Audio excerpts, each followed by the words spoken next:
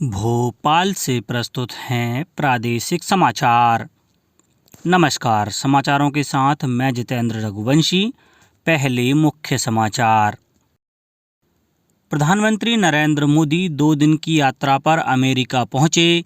राष्ट्रपति Donald Trump से करेंगे मुलाकात। आयकर विधेयक 2025 लोकसभा में पेश। वक्फ संशोधन विधेयक की रिपोर्ट भी सदन में रखी गई। 20 फरवरी से 51वें खजुराहो नृत्य समारोह की होगी शुरुआत। और विश्व रेडियो दिवस पर प्रधानमंत्री ने कहा, रेडियो कई लोगों के लिए रहा है जीवन रेखा। अब समाचार विस्तार से। प्रधानमंत्री नरेंद्र मोदी अमेरिका की 2 दिन की यात्रा पर वॉशिंगटन पहुंचे। अमेरिका में भारत के राजदूत विनय मोहन क्वात्रा और अन्य अधिकारियों ने हवाई अड्डे पर प्रधानमंत्री मोदी का स्वागत किया। वॉशिंगटन पहुंचने के बाद एक सोशल मीडिया पोस्ट में श्री मोदी ने कहा कि वे अमेरिका के राष्ट्रपति डोनाल्ड ट्रंप से मिलने और भारत अमेरिका व्यापक वैश्विक रणनीतिक साझेदारी को आगे बढ़ाने के लिए उत्सुक हैं। अमेरिका की राष्ट्रीय खुफिया विभाग की निदेशक तुलसी गबार्ड ने वॉशिंगटन में प्रधानमंत्री नरेंद्र मोदी से मुलाकात की। आयकर विधेयक 2025 लोकसभा में पेश किया गया। इस विधेयक का उद्देश्य आयकर से संबंधित कानूनों को समेकित और संशोधित करना है। वित्त मंत्री निर्मला सीतारमण ने विधेयक पेश करते हुए कहा कि प्रस्तावित कानून में मौजूदा आयकर अधिनियम की तुलना में धाराओं और अध्यायों की संख्या कम की गई है और इसे सरल बनाया गया है ताकि आम नागरिक आसानी से समझ सकें। उन्होंने स्पष्ट किया कि प्रस्तावित विधेयक में धाराओं की संख्या 536 है, जबकि 1961 के आयकर अधिनियम में 819 धाराएं थीं। उन्होंने कहा कि प्रस्तावित कानून में शब्दों की संख्या मौजूदा कानून की तुलना में लगभग आधी है। वक्फ संशोधन विधेयक 2024 से संबद्ध संयुक्त समिति की रिपोर्ट संसद के दोनों सदनों में विपक्ष के विरोध के बीच पेश की गई। लोकसभा में संयुक्त समिति के अध्यक्ष जगदम्बिका पाल ने सदन में रिपोर्ट पेश की। रिपोर्ट को लेकर विपक्ष ने भारी शोर शराबा किया। राज्यसभा में सुबह सदन की कार्यवाही जैसे ही शुरू हुई, भारतीय जनता पार्टी के सांसद डॉक्टर मेधा विश्राम कुलकर्णी ने विपक्ष के विरोध के बीच वक्फ संशोधन विधेयक 2024 की संयुक्त समिति की रिपोर्ट की एक प्रति सदन में पेश की। विपक्ष के नेता मल्लिकार्जुन खड़गे ने आरोप लगाया कि संयुक्त बैठकों में विपक्षी सदस्यों द्वारा असहमति विचारों को रिपोर्ट में शामिल नहीं किया गया था। इस पर प्रतिक्रिया देते हुए संसदीय कार्य मंत्री किरेन रिजिजू ने स्पष्ट किया कि रिपोर्ट, कार्यवाही और असहमति नोट का कोई भी हिस्सा हटाया नहीं गया है। प्रधानमंत्री नरेंद्र मोदी ने 10 फरवरी को परीक्षा पे चर्चा के 8वें आयोजन के पहले एपिसोड के दौरान नई दिल्ली की सुंदर नर्सरी में छात्रों से बातचीत की। इस कार्यक्रम के तीसरे भाग में टेक्निकल गुरुजी के नाम से मशहूर गौरव चौधरी और एडलवाइस म्यूचुअल फंड की एमडी और सीईओ राधिका गुप्ता ने छात्रों को आर्टिफिशियल इंटेलिजेंस और मशीन लर्निंग की बुनियादी बातों से परिचित कराया। उन्होंने चैट जीपीटी और एआई इमेज जनरेशन टूल के व्यवहारिक अनुप्रयोगों की जानकारी दी।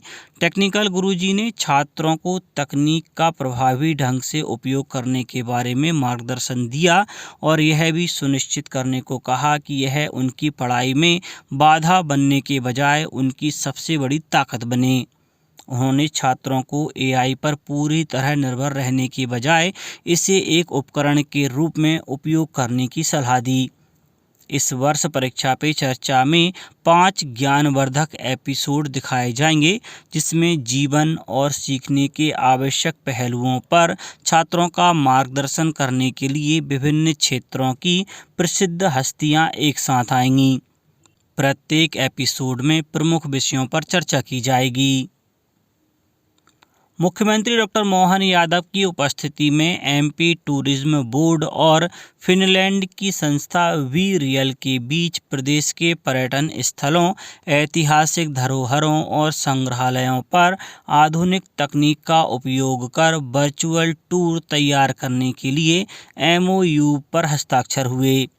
मुख्यमंत्री डॉक्टर यादव ने कहा कि जीवंत अनुभूति देने वाले इन वर्चुअल टूर के माध्यम से अब पर्यटन, इतिहास और संस्कृति में रुचि रखने वाले व्यक्ति अपने देश में रहते हुए मध्य प्रदेश के गौरवशाली इतिहास और समृद्ध संस्कृति से परिचित हो सकेंगे। इससे प्रदेश के पर्यटन स्थलों और ऐतिहासिक धरोहरों का वैश्विक स्तर पर प्रचार प्रसार करने में मदद मिलेगी और विश्व के विभिन्न देशों से आने वाले पर्यटकों की संख्या में वृद्धि होगी। मुख्यमंत्री डॉक्टर यादव ने मुख्यमंत्री निवास पर भारत में फिनलैंड के राजदूत किम्मो लाहदे बिर्ता का स्वागत किया। प्रदेश की UNESCO world heritage site Khajuraho में 51वां 7 दिवसीय खजुराहो नृत्य समारोह मंदिर प्रांगण में 20 से 26 फरवरी तक आयोजित किया जाएगा। 20 फरवरी को कार्यक्रम का शुभारंभ मुख्यमंत्री डॉक्टर मोहन यादव और खजुराहो सांसद बीडी शर्मा करेंगे। राज्य मंत्री स्वतंत्र प्रभार पर्यटन, संस्कृति, धार्मिक न्यास एवं धर्मस्य विभाग धर्मेंद्र सिंह लोधी ने बताया कि 7 दिन तक चलने वाले इस आयोजन में भारतीय शास्त्रीय नृत्य की प्रस्तुतियां दी जाएंगी। उन्होंने बताया कि मध्य प्रदेश राज्य रूपंकर कला पुरस्कार अलंकरण समारोह भी आयोजित किया जाएगा। उन्होंने बताया कि कथक, भरतनाट्यम, बुंदेली नृत्य, कुचिपुड़ी, ओडिसी आदि के साथ सबसे लंबा बृहद शास्त्रीय नृत्य मैराथन प्रस्तुति की जा रही है, जिसे Guinness book of world record में दर्ज करने का प्रयास रहेगा, जिसमें निरंतर 24 घंटे से भी अधिक नृत्य प्रस्तुतियां होंगी। प्रधानमंत्री नरेंद्र मोदी ने विश्व रेडियो दिवस के अवसर पर देशवासियों को शुभकामनाएं दी हैं। उन्होंने सभी को इस महीने 23 तारीख को होने वाले मन की बात कार्यक्रम के लिए अपने विचार व सुझाव साझा करने के लिए भी आमंत्रित किया। एक्स पर एक पोस्ट में श्री मोदी ने लिखा कि रेडियो कई लोगों के लिए जीवन रेखा रहा है। समाचार और संस्कृति से लेकर संगीत और कहानी कहने तक का यह एक शक्तिशाली माध्यम है जो रचनात्मकता का जश्न मनाता है। प्रयागराज में महाकुंभ के दौरान लोगों को अफवाहों और गलत सूचनाओं से बचाने के लिए उत्तर प्रदेश पुलिस सख्त कार्रवाई कर रही है। पुलिस महानिदेशक प्रशांत कुमार ने बताया कि मुख्यमंत्री योगी आदित्यनाथ के निर्देश पर सोशल मीडिया पर ऐसे अकाउंट की पहचान कर कार्रवाई की जा रही है जो महाकुंभ को लेकर फर्जी खबरें फैला रहे हैं। अब कुछ समाचार संक्षेप में। मुख्यमंत्री डॉक्टर मोहन यादव ने प्रयागराज महाकुंभ से मंदसौर लौट रही यात्री बस के 3 श्रद्धालुओं की असामयिक मृत्यु पर दुख व्यक्त किया है। दिल्ली मुंबई हाईवे पर कोटा जिले में यह दुर्घटना हुई। मुख्यमंत्री ने मृतकों के परिजन को 4-4 लाख और गंभीर रूप से घायलों को 1-1 लाख रुपए की राशि प्रदान करने के निर्देश दिए हैं। सीहोर के कुबरेश्वर धाम में 25 फरवरी से महाशिवरात्रि पर्व पर शिव महापुराण कथा का आयोजन किया जा रहा है। इस कथा में देश भर से लाखों श्रद्धालुओं के शामिल होने की संभावना है।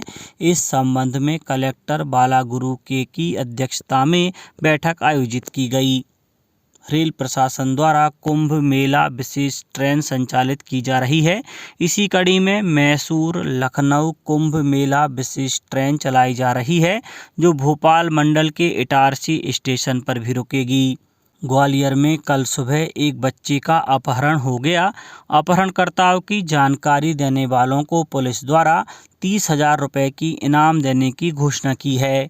नर्मदापुरम जिला शिक्षा केंद्र के नवाचार के तहत चलाए गए सीटी बजाओ बच्चे बुलाओ मुहिम को राष्ट्रीय स्तर पर प्रतिष्ठित स्कॉच अवार्ड से सम्मानित किया जा रहा है। यह अवार्ड 15 फरवरी को कलेक्टर सोनिया मीना एवं डीपीसी डॉक्टर राजेश जायसवाल को दिल्ली में प्रदान किया जाएगा। मुख्यमंत्री ने समत्व भवन में उज्जैन में 26 फरवरी से 30 जून तक आयोजित होने वाले विक्रम उत्सव 2025 की तैयारियों की समीक्षा की एवं संबंधित वरिष्ठ अधिकारियों को आवश्यक दिशा निर्देश दिए। शिवपुरी जिले में वार्षिक परीक्षाओं को ध्यान में रखते हुए कलेक्टर एवं जिला मजिस्ट्रेट रविंद्र कुमार चौधरी ने लाउड स्पीकर के उपयोग को लेकर प्रतिबंधात्मक आदेश जारी किया है। और खंडवा में सहायक कृषि यंत्री अधिकारी ने बताया कि कृषि यंत्र, power weeder, power tiller, power harrow आदि के आवेदन पोर्टल पर 18 फरवरी तक आमंत्रित किए जा रहे हैं। अंत में मुख्य समाचार एक बार फिर। प्रधानमंत्री नरेंद्र मोदी 2 दिन की यात्रा पर अमेरिका पहुंचे। राष्ट्रपति डोनाल्ड ट्रंप से करेंगे मुलाकात। आयकर विधेयक 2025 लोकसभा में पेश। वक्फ संशोधन विधेयक की रिपोर्ट भी सदन में रखी गई। 20 फरवरी से 51वें खजुराहो नृत्य समारोह की होगी शुरुआत। और विश्व रेडियो दिवस पर प्रधानमंत्री ने कहा, रेडियो कई लोगों के लिए रहा है जीवन रेखा।